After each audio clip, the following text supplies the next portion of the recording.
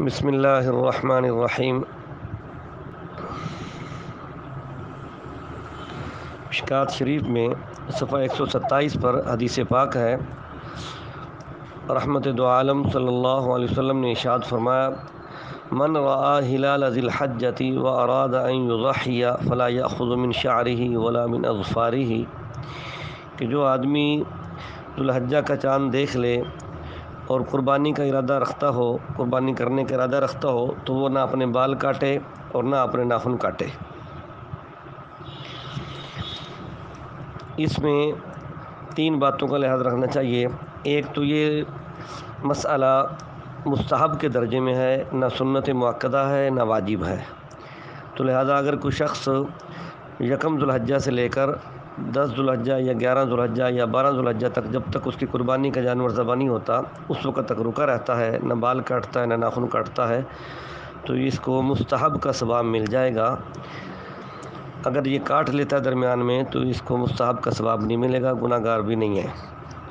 ایک بات تو یہ تھی۔ دوسری بات کہ یہ اس بندے کے لیے ہے جو قربانی کرنے کا ارادہ رکھتا ہو، یا جو عورت ہو قربانی کرنے کا ارادہ رکھتی ہو، اس کے لیے حکم ہے۔ جس نے قربانی نہیں کرنی، جو صاحب نصاب نہیں ہے، اس کے لیے حکم نہیں ہے۔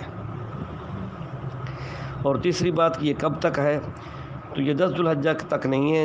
جس دن اس کی قربانی ذبح ہوگی، وہ خواہ 12 کو کرتا ہے یا 11 کو کرتا ہے، تو اپنی قربانی تک یہ روکا رہے گا۔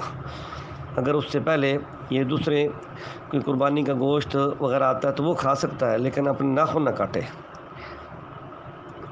اسی حدیث کی شرح میں مظاہر حق میں یہی لکھا کہ چاند دیکھ لینے کے بعد قربانی کر لینے تک بال وغیرہ نہ کٹوانا منع کیا گیا، تاکہ احرام والوں سے مشابہت ہو۔